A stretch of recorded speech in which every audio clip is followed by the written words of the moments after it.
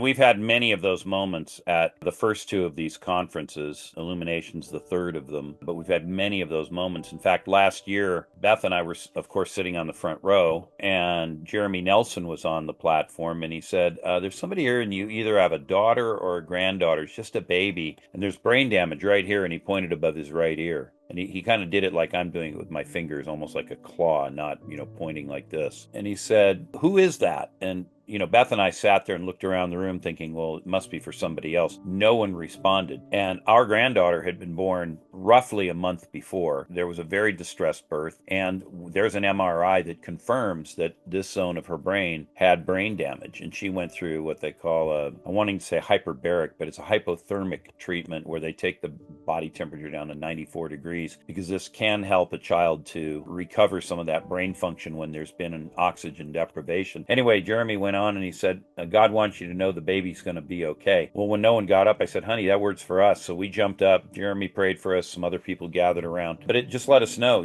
God was watching that and he called us out in the middle of the crowd. And we just had a medical report about 6 weeks ago. The doctor said, in every single area that we were concerned about, she's at the high end of normal.